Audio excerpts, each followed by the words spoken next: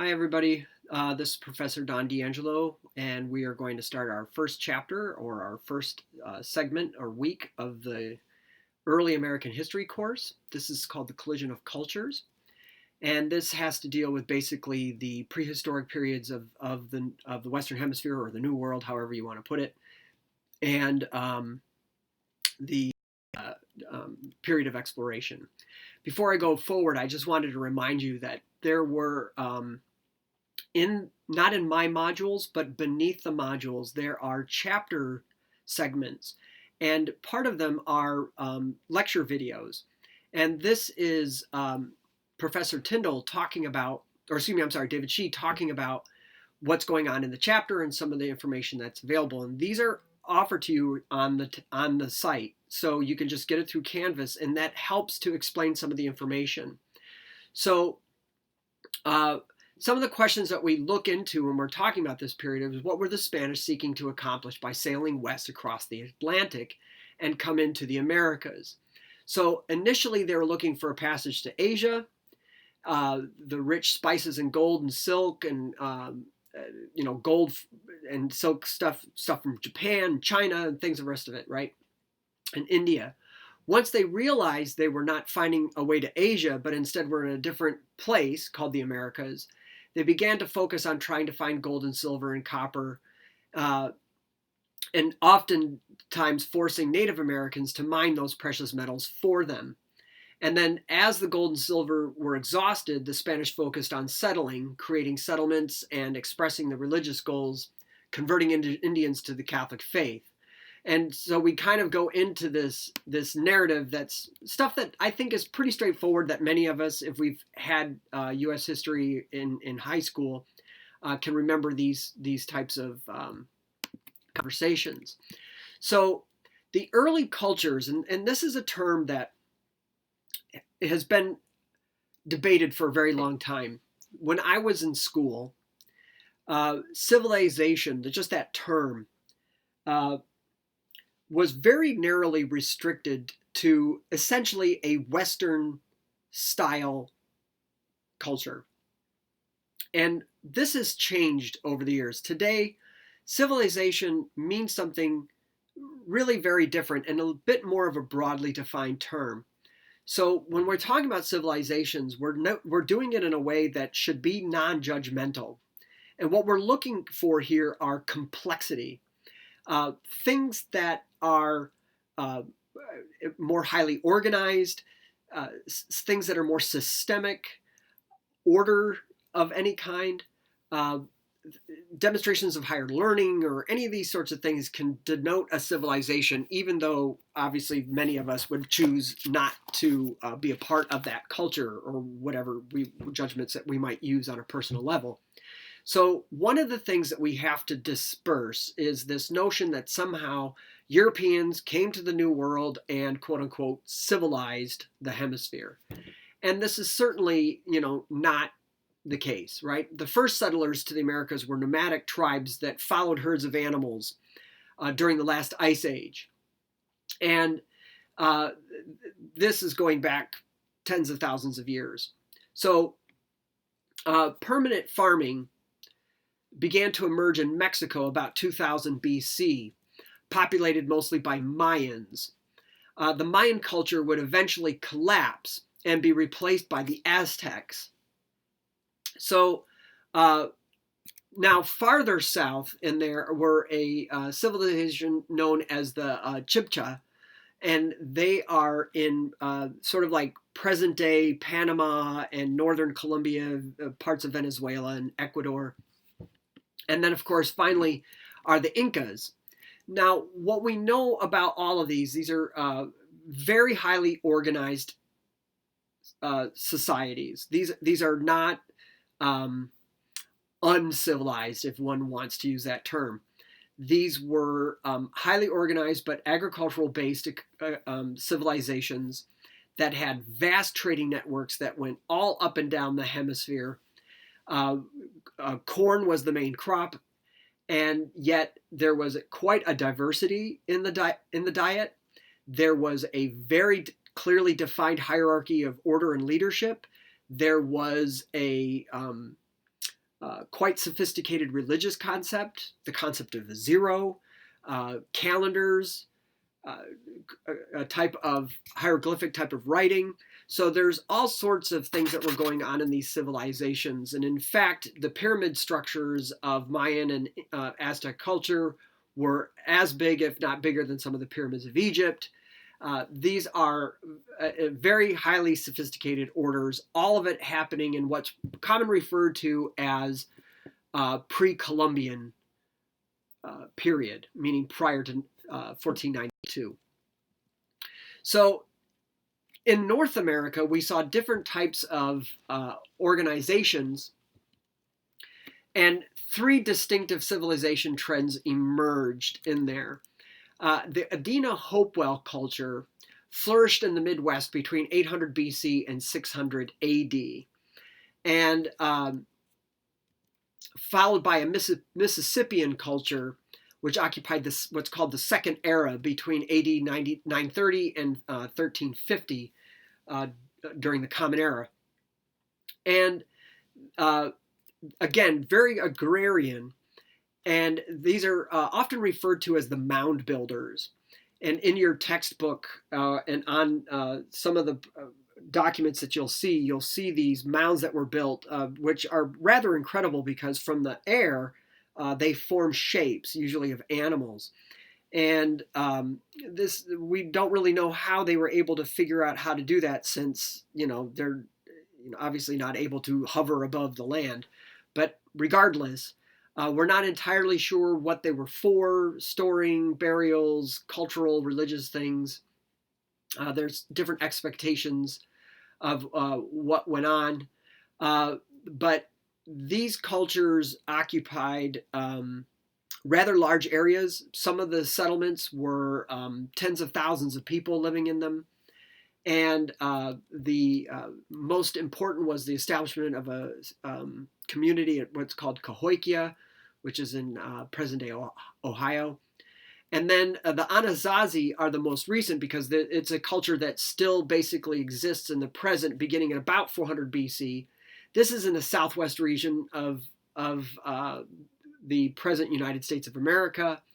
And these are the people that we think of when we consider Native American society and culture at the time of Columbus's arrival. And so in North America, we see different types of, I'm going to call them geological cultures. And that's because their lifestyles were composed of different regional groups based on based on the geography.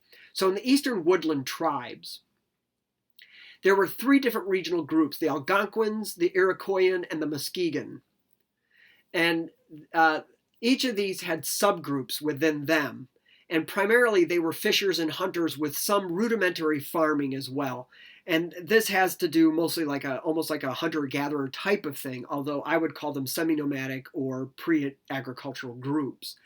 And they were incredibly successful until European diseases got into these communities and vastly devastated them.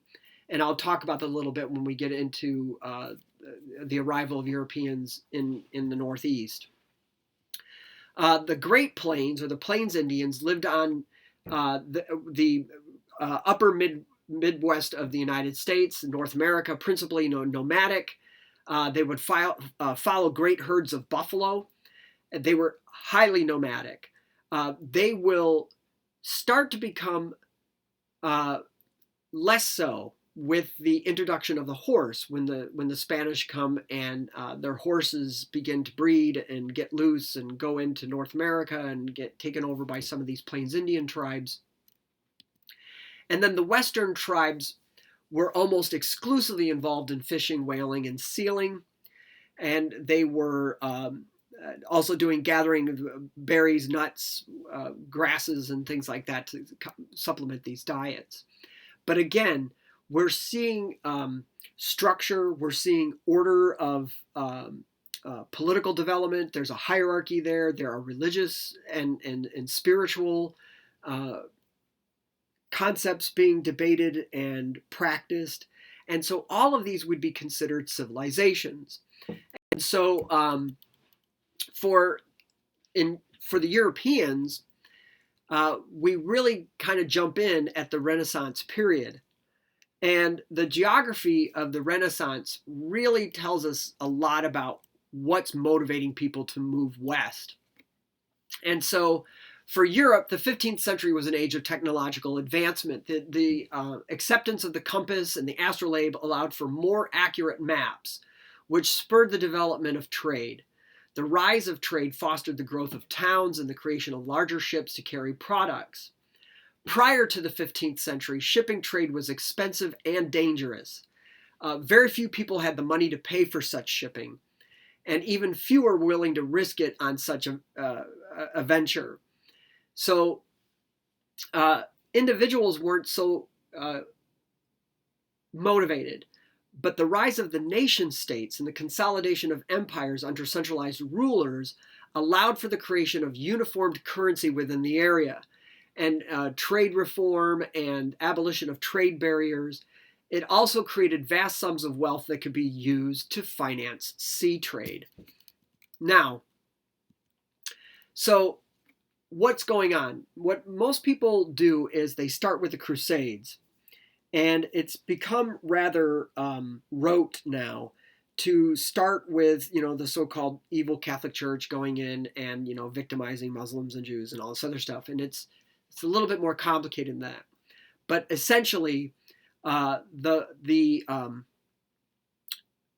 Muslim horde, as they're called, in about 700s, decided to expand the territory for Islam and went on a jihad into northern Africa to convert Christians. A lot of people don't realize this, but North Africa prior to the 600 AD were almost uniformly Christian, if not pagan. And they swept across North Africa and then crossed into Spain, into Christian Spain, and began to slaughter people who refused to convert. And then once they conquered the area, creating a caliph, they established a caliphate in the area and started to cross the Pyrenees and begin to threaten France. On the east part of Europe, again, it's now the Kingdom of Byzantium that's being attacked by Muslim jihadists who are trying to spread Islamic faith in that direction. What happens? Both Western Roman Christians appeal to the Pope, and then the Eastern Roman Empire, or the Byzantine Empire, their Pope or leader appealed to the Pope for help. And we get the Crusades. And so Europeans, for the first time, are going to find themselves in the Middle East. And the brutality and the violence is unimaginable if you ever read about it. And what happens, however, is Europeans get their exposure to Arab and Islamic technology. And this becomes really critical. Things like the compass and the astrolabe, triangular sails, the use of something called tacking. These were all things that the Muslims were doing before Christian Europe ever knew they existed. The same for something referred to as a caravel. And this is a type of hull of a ship, the bottom of the ship, the keel. And European ships tended to be rather rounded but more flat at the bottom, whereas the caravels had a pointed keel. And this allowed for the vessel to move through ocean and sea water better. And the tacking allowed for the ship to go with the winds, but to continue moving in a forward direction, although it's in a rather zigzag form. The astrolabe and compass allowed for the ships to sail, but not having to depend on land sight. So most Europeans, their exploration. So for instance, we know now that the Vikings were the first Europeans that we're pretty sure the first Europeans to get to the New World, uh, typically in Newfoundland, and we know this because of archaeology. But what we know now in terms of the navigation is that the Vikings, because of their flat-bottomed boats, basically had to skirt the coastline all the way across, so into Iceland and Greenland, and then to the Queen Elizabeth Islands, and then just going down. The compass and astrolabe allow you to do that sailing without having to depend on landfall, and this becomes very critical for oceanic travel, obviously. And so what happens? As all these crusaders return, people have a tendency to think that the Crusades was a papal thing, and therefore a bunch of Italians and Romans went. But princes and kings, bishops, all financed different crusades that went to the Levant, or to the Holy Land, or however you want to term it, and began to fight these wars. Well, these are people coming from England and France, Portugal, Spain, Russia even. There's people coming from all over the place.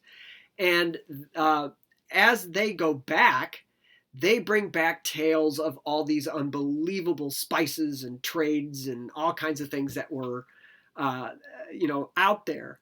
And a rivalry begins in Europe to see who can,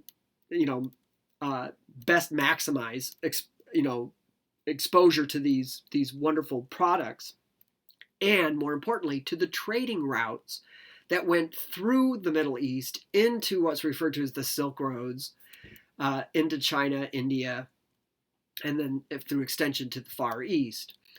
So for Christopher Columbus, if you look at this map, Columbus is the product of this rivalry.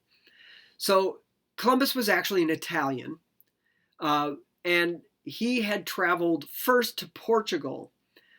Henry the Navigator, who eventually becomes king of Portugal, had established an actual naval academy in the southern Portugal to train sailors in all this new technology. And it was actually the Portuguese who started this oceanic rivalry. What had happened was, in order to get access to these trade routes, initially Muslims controlled it because they were essentially land routes. And so for Europeans, they had to depend on Muslims for access to these goods. And of course, Muslims charged fees for that access, and most Muslims didn't even like trading with Christians at all because of the horrible things that Christians had done to them. And so the Portuguese realized that with this new technology, they could simply sail around the continent of Africa and sail to India, and then by extension to China and Japan. Well, this is a very long journey, obviously, but everywhere that the Portuguese landed, they established port facilities. And so it becomes really sort of important to realize that when we talk about the trade, people tend to sit there and think, wait a minute, spices and silks drove people to create empires and to fight each other? That doesn't make sense, But what you want to do is you want to think not so much about the product as about the routes to get the products. So in the case of Africa, when the Portuguese were able to go and set up these port facilities, they were able to dominate the newest non-Arab and non-Muslim routes for these products. So it didn't matter what country you were sailing from. If you wanted to circumnavigate Africa, you would probably be stopping at these ports along the way, which were now owned by the Portuguese. So Portuguese ships had free access, everyone else had to pay for the access. And this is where the Portuguese get to dominate. Spain, of course, in a rivalry with Portugal, doesn't want to do this. And so they start to sail around Africa and are finding it difficult because of this rivalry that ensues. Columbus's contribution was to say to King Ferdinand and Queen Isabella of Spain that if you can finance this trip, I'll go straight west across the Atlantic and I'll find a different passage, a different water passage to Asia, and then you will dominate those, and the Portuguese will have to, do that for you. But if you can tell from this map, that doesn't quite work out. Obviously, we remember 1492 as the great first voyage, but as you can see, it doesn't work. He wanders around a little bit. He keeps looking for a water route. He's still convinced he's in Asia. In fact, he thinks he's in the East Indies, which is why he called the people there Indians. But then he goes back. He takes some Indians with him. He takes some food. He takes some gold trinkets with him, and he goes back to Spain. This in and of itself is a major deal. And he takes full advantage of it, writes about his exploits, publishes things out there, gets a title from the monarch, and goes back. And as you can see, he goes in a different direction. Not totally different, but slightly altered, and looks around again. He does this 4 times. So, people will sit there and say, oh, Christopher Columbus did this, did this, did this. But if you can tell by this map, he's lost 4 times, right? So when he finally gives up and dies, Spain is basically still looking for this water route to Asia. And the idea that it's a different place actually comes from another Italian, Amerigo Vespucci, and he's the first to suggest in 1499 that the new landmass encountered was too large to be an island, and it had to be a continent. A German cartographer used Vespucci's notes to draft the first maps that we have of the New World, and he therefore decided to name these land masses in his honor, and so Amerigo becomes America, and the rest is history, as we say. So Columbus is really trying to find this way, right? And he's kind of lost. But what's critical here is I want you to remember that map, because this explains everything else. So when we look at the right of discovery, this becomes a big deal. And it's really important to understand this from a conceptual perspective. Europeans had something referred to as a right of discovery concept. Possession is 9/10 of the law. So if you could, in Europe, which, find a space, let's say, and you're out in the wilderness and you find some woods. You set up a shop, you start to cut down trees, you start to process stuff, and nobody challenges you on this claim. It essentially becomes your claim. In the Anglo-Saxon tradition, it's referred to as squatters' rights. And more importantly, you could be seen as derelict in your ownership if you weren't, quote unquote, developing the property for the purpose of its exploitation. So whether it was doing foresting or grazing of animals or growing crops, whatever it was, you still had to be using the land. So another Italian, Giovanni Capito, is hired to sail for England. And he is going to explore north of that collection of travels. So if you're kind of following where I'm going here, the British, the French, the Dutch are all going to sit there and go, well, they're sailing straight west and they're not finding this water passage. It still has to be there. The Portuguese are going to go south of that area, which is they hit land, which we call Brazil, where they speak Portuguese. And so it becomes somewhat self-evident, right?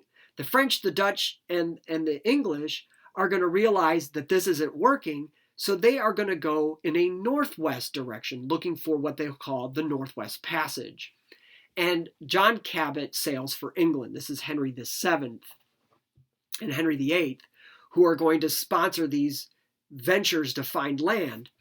And Ferdinand Magellan is going to be the first to circumnavigate the globe, although it's actually his corpse that does that. He's killed in the Philippines, and they basically put him in a barrel.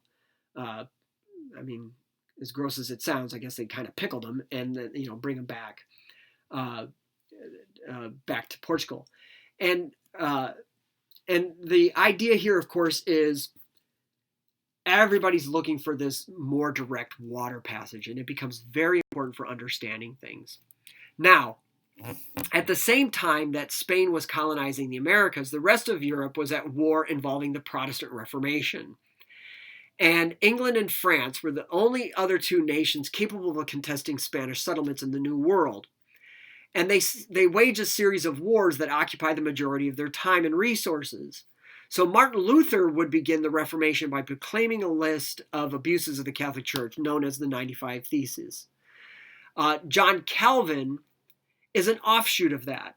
And so we're going to get what I'm going to refer to as a lineage of dissent, and I'll go into this more in detail in a later chapter. But essentially, Martin Luther was not the first man to challenge the leadership of the Roman Catholic Church or its teachings.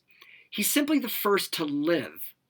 All the others have been burned at the stake or killed in other gruesome ways, and are therefore, not alive to perpetuate. Luther had been a fan of Jan Hus, who was a Bohemian or Czech challenger of Roman Catholic theology. And what happens is political leaders, mostly in the German states, latch on to Luther's religious challenge as a way of challenging the Roman political authority over the German states through what was referred to as the Holy Roman Empire. And, Luther's able to take advantage of those rivalries by getting safe haven in German states that supported his theology and therefore supported breaking off the political association with Rome. John Calvin went farther than Luther and introduced a concept known as predestination. So now Calvin has this notion of predestination, which has enormous impact on early American history, particularly when it comes to New England. So John Calvin has his ideas. One of his followers is a Scottish Calvinist named John Knox. He's going to bring Calvinism to Scotland, and it is today referred to as Presbyterianism or the Church of Scotland. And it's going to create some rivalries that we'll talk about later. But his writings and Calvin's and Luther's all start to circulate within England. And this sparks a Reformation in England, which is going to lead to persecutions, which is then going to lead these followers to seek new havens in the New World. So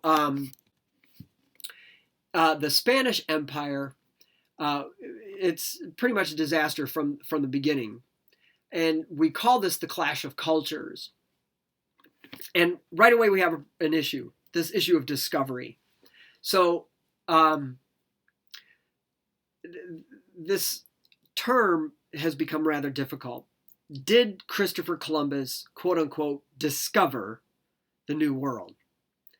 For a very long time when I was a kid, that question was obvious. Or I'm sorry, the answer was obvious. Yes, he discovered the New World.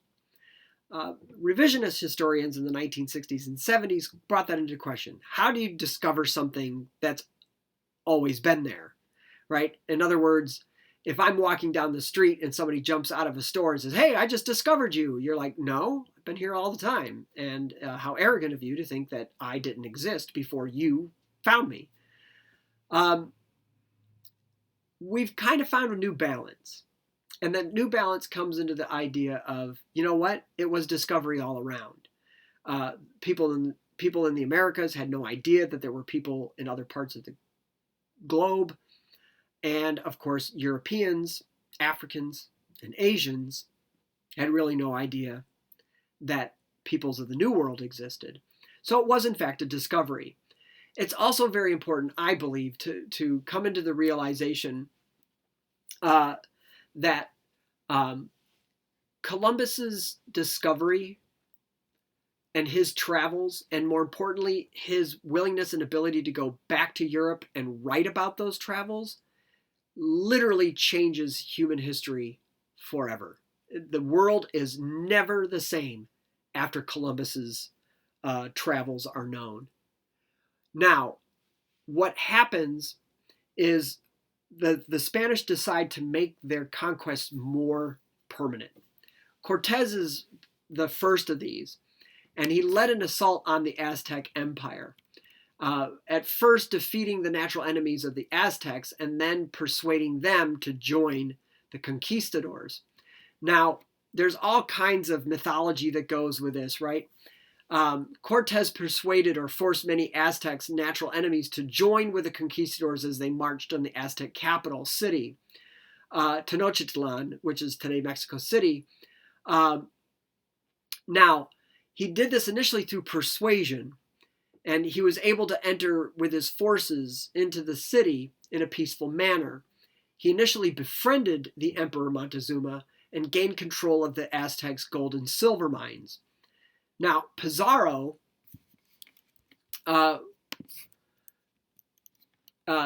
would kind of follow in the same vein in South America, in what is referred to as the Inca Empire.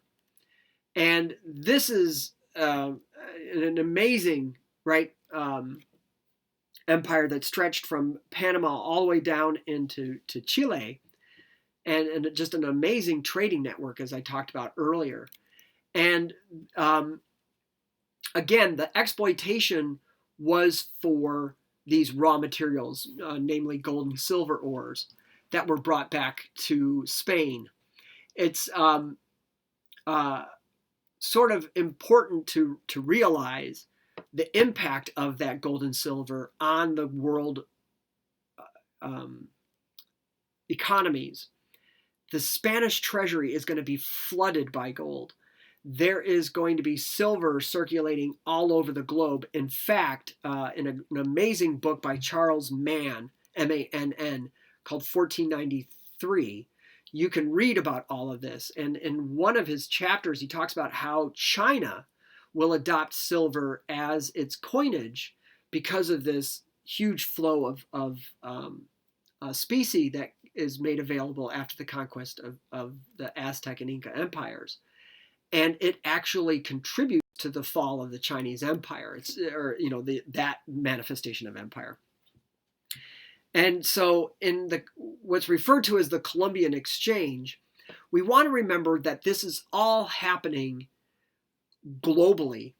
It is Asian, African, European, and American civilizations that are all coming into contact with each other.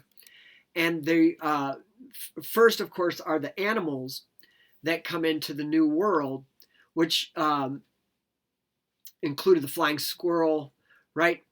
New to the Old World were things like flying squirrel, the iguana, catfish, and rattlesnakes, armadillos. But the animals brought by the Spanish and others that are going to be new to the Americas are going to be the horse, the cattle, pigs, sheep, goats, and these are huge things.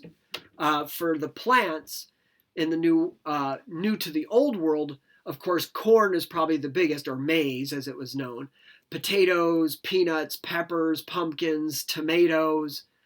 And for the New World, the Europeans are going to bring African crops like coffee and olives, wheat from Europe, and rice and from Africa and Asia. So then, of course, we're going to have some new devices that are going to be new to the Old World, such as canoes, snowshoes, hammocks, For many of us in the United States and Canada, the game of lacrosse. Devices that were new to the New World included uses of tobacco and new drugs, different drugs that were done. And then we had some diseases. Now, for the New World, for the Americas, this is a devastation. In some areas, you can have up to 90% of the population decimated by these diseases, such as smallpox, bubonic plague, malaria, yellow fever. And these diseases killed far more Native Americans than did any other event of this period. And so oftentimes people talk about, well, why didn't the Indians fight back, and why didn't they do more to protect themselves? There's something like 14 million Native Americans in North America at the time of Christopher Columbus. How could it be that they were so weak? And the answer is they weren't weak. They were literally killed off by disease, and the Europeans were able to take full advantage of this effect and decimating these tribes. So by the 16th century, Spain's settlements in the New World stretched from South America to the southern portion of North America. In order to maintain these civilizations, right, they implemented something called an encomienda system. By rewarding faithful officers with land grants and the control of the neighboring villages and Indian tribes, Spain hoped to be able to better cultivate its resources while at the same time establishing a support system for its missionaries. So now we get this interesting thing, and it's important to sort of separate out what's happened. This is uniquely true of the colonial powers from Catholic countries. And this will be an important differentiation that'll pop up throughout this first unit. Slavery gets introduced right away. It's very important to understand Christopher Columbus, in his diaries, writes these narratives describing literally the bodies of these Caribbeans that he encounters, and he's in some ways praising them. He talks about how they're finely shaped bodies, and they're beautiful and they're very strong, but they're very passive. And he writes there quite literally, they will make good slaves. So there's a decision early on to exploit the native populations. And what happens, of course, is that this introduction of slavery comes into conflict with the role of the Catholic Church, because Catholicism preaches that all human beings are creations of God, and therefore have to be guided through what they refer to as the sacraments to guide them to heaven. Well, a missionary traveling in the New World, Bartolomeo de las Casas, is really taken aback by witnessing the treatment of Indians, and sees them as being victimized, by these conquistadors through this encomienda system and the mining system that's there. So what happens is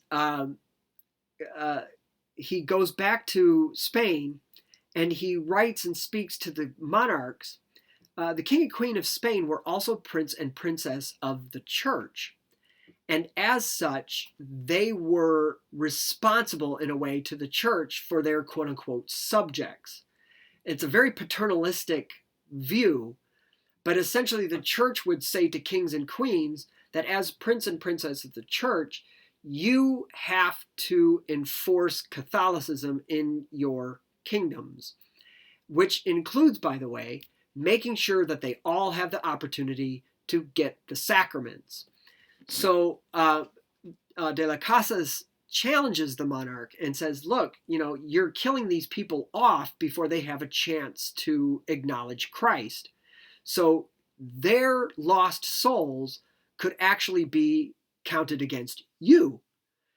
And so there is a proclamation from the monarch that Indians are to be treated as, quote unquote, subjects of the crown. Now, this sounds like splitting hairs, but this this designation meant that Indians could not have certain things done to them, and that they had to, in a sense, be embraced within the church. Now, this does not give them the status and agency that we might believe is proper. But in the Spanish system, to be a subject of the crown meant that there were certain things that you couldn't do to that person. And so these quote unquote heathens had to be brought into the embrace of the church. So differing methods existed for converting natives to Catholicism, but by the end of the 16th century, most believed it was easier to convert them by force than by persuasion. So, you know, it's this fine differentiation, if you will.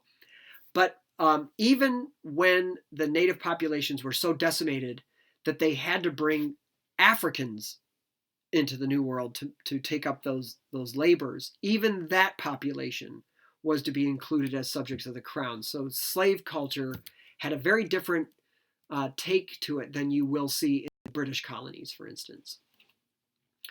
So by exploring this map, you can see all the different ways that the Spanish went into the interior of the New World, looking for water passages to Asia, but also looking for other resources and populations to conquer.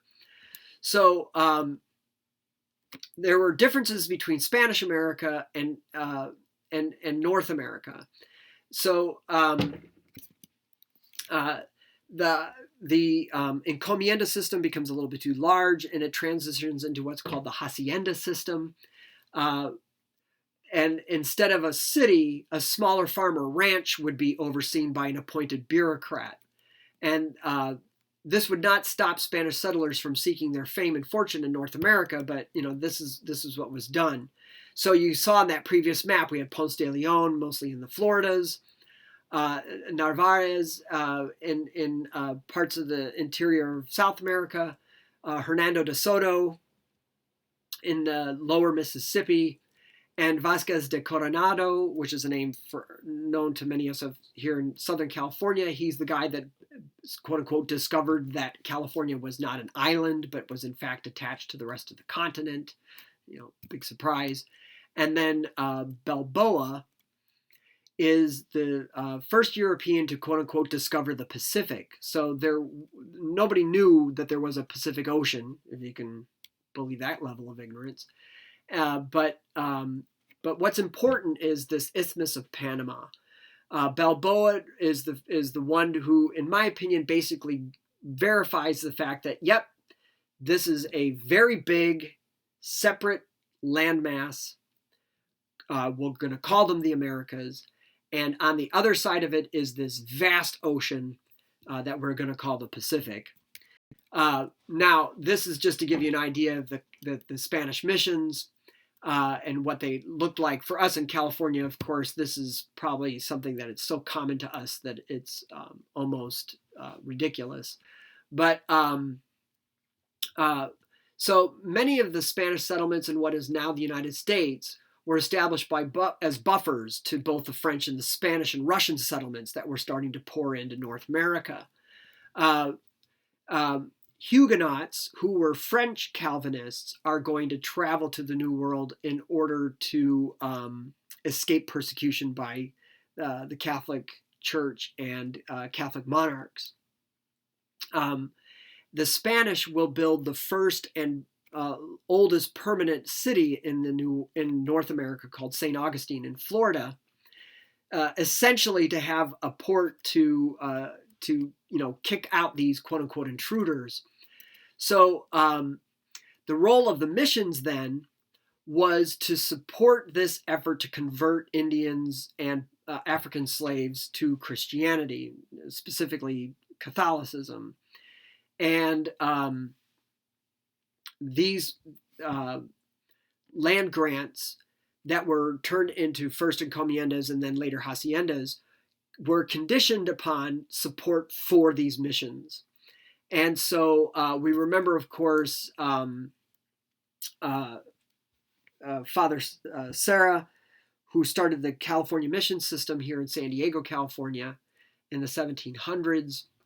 And so the idea, of course, is settled in the Southwest were predominantly to pacify Native Americans here rather than to conquer them necessarily.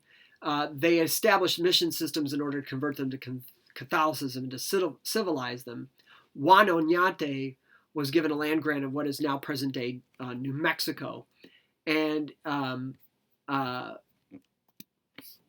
he brutally put down a rebellion of Pueblo Indians and decreed that all Pueblo males over the age of 25 should have one foot severed to remind the Indians of that they should not choose to rebel again. But to those who would sometimes say, well, why didn't Indians ever fight back? Why didn't Native Americans just try to fight back? And the answer is that, of course, they did. Pope's rebellion in New Mexico was a very large one. And they kicked the Spanish completely out of New Mexico for about a decade. And this was a huge impact because they burnt down all the churches. They killed all the missionary priests that were brought in, reestablished native religion and culture into their communities. And it took a major battle to take it back. Perhaps the biggest contribution in this entire period is the horse. And so as this slide, this Indian narrative done on buffalo skin shows you the value that horses gained in native populations. So as I alluded to earlier, Indians of the Plains were almost completely dependent on seasonal travel. They were completely nomadic. They traveled with herds.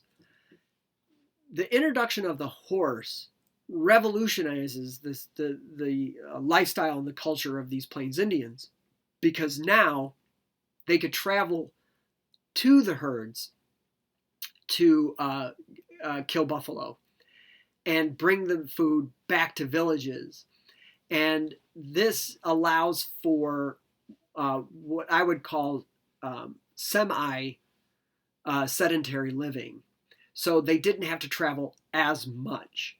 And this allows for greater organizations in their political systems, a higher order in their spirituality and religious practices, and all the rest of it. And Indians will become masters of these horses. They will breed and train these horses and perfect the ability to fight on horseback.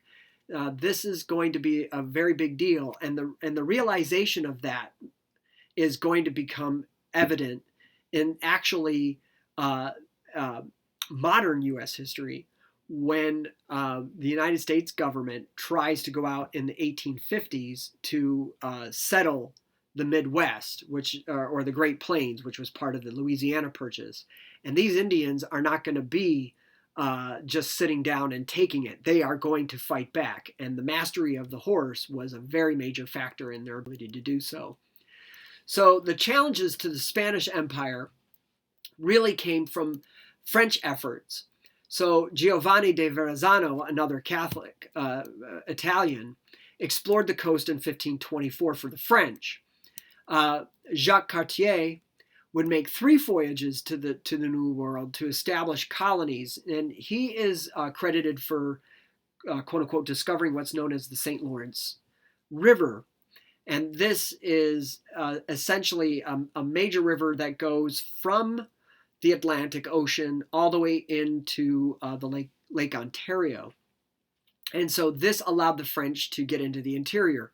And I would say that both for Verrazano and Cartier, they were both looking for a water route that the French could control to Asia, what is referred to as the Northwest Passage. Verrazano goes up into the area that is now referred to as the port of New York City. You could sail under the Verrazano Bridge in New York if you ever go. And then Jacques Cartier is going to explore the Gulf of St. Lawrence in Canada and travel St. Lawrence River. And then the Dutch were in a fight against the Spanish. So the Netherlands that we know today were actually referred to as the Spanish Netherlands. So the kings of Spain were also the monarchs of the Netherlands. And the Dutch had started rebelling, primarily because of religious reasons. The Dutch had converted in large part to the Calvinist faith, what's referred to as Dutch Reform. And so the Dutch were rebelling against the Spanish to begin with. And so the Dutch Reformation and commerce came into conflict with their subservience to the Spanish. And so the Dutch will start to explore up into that area. And this is going to be Henry Hudson, who is actually an Englishman, who will sail for the Dutch. Again, looking for the Northwest Passage, he's going to actually be correct. He sails into the northern part of Canada into what's now called Hudson's Bay. But because of the climate at the time, there was no way for him to prove that he could sail all the way to Asia. But obviously with global warming, we are now able to show that in fact he was correct, that he had actually found it. British efforts to subvert Spanish control really gets credited to Queen Elizabeth. Now, this is one of those bizarre things that we'll talk about a little bit more in detail in the next chapter, but Queen Elizabeth would actively work to subvert the policies of the Spanish, but not engage in actual warfare. She walked a very fine line with her privateers, who were referred to as the Sea Dogs, led by John Hawkins and Francis Drake. And so the key event here comes in 1588, when the Spanish they have enough of Queen Elizabeth, and she was basically what today we would call a state sponsor of terrorism. The Sea Dogs would travel into areas that were considered Spanish-held areas in the oceans, particularly the Gulf of Mexico, and would essentially rob Spanish ships of their gold and silver and sneak it back into England, where it would mysteriously find its way into the English treasury. Queen Elizabeth used part of those funds to build a navy that could compete against the Spanish. Now, there's all kinds of other stuff going on that's really sort of bizarre stuff. It's amazing reading if you ever get a chance. But essentially, Queen Elizabeth was the bastard child of King Henry VIII, who had converted to Lutheranism, actually. Not the Lutheran Church, but Luther's take on the Reformation. And her mother, Anne Boleyn, had tried to convince Henry VIII to convert, and he wouldn't do it. And when she was unable to produce a son, he decided that her efforts at conversion were actually an act of witchcraft, and had her beheaded. So Princess Elizabeth lived in very trepidatious conditions while her older sister, Queen Mary, ruled, and then later a younger brother who had ruled before that. And when she took the throne, she was really in a precarious position the Parliament tried to get her to marry Philip of Spain because of a bizarre tradition at the time, and she refused. Philip, who was actually the husband of Queen Mary and produced no children, felt that England was his by right of marriage. And Elizabeth didn't want to honor that. And so he finally gives in, and he sends the Armada to Spain or to England to conquer it for himself, and therefore take over as King of Spain by right of conquest. But that was not to be. The English ships were smaller and therefore faster and more agile in the tight area that's called the English Channel. And then when the Spanish tried to get away to regroup, there was this mysterious storm that blew in. Some people called it the Protestant wind that drove the Spanish into chaos. The British just decimated them. And so the Spanish Armada was defeated in 1588.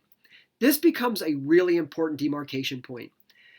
It's really after 1588 that England, France, and the Netherlands, and to a lesser extent the Russians, really start moving into North America, looking for their